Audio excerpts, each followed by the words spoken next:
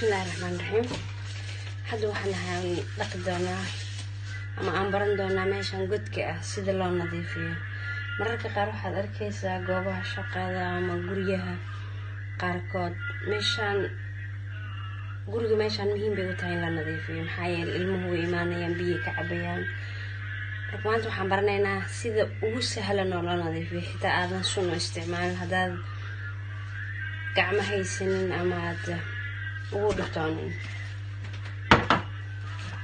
meeshan waxaa ku jira liin dhanaan iyo shaambo biyo halkaas ku dhaxeeyaan oo liinti ah iyo shaambada isku qasnayd kabacdi aan ku shubaynaa cusbo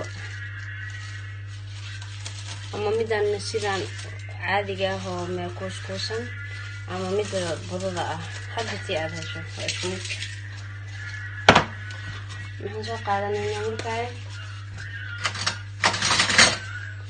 baking powder ama baking powder. bilbilka waxyaalo badan buu fiican yahay sida dadka nabraha wajiga ku leh in lagu nadiifiyo ma dharka waxyaalaha gadiidka sida ilmaha ay ku daadiyaan suugada kale meelahan oo kale in lagu dhaqo ama musqulaha oo kale lagu shubo hameenkii looga seexdo.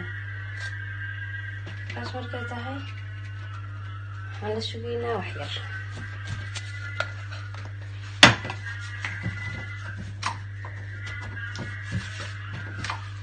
intay noo sii qoyayso waxaan sameynaynaa insha allah waxaan baranaynaa sida loo nadiifiyo kuukarka ama waxyaalaha lagu nadiifiyo hadba wax haysto.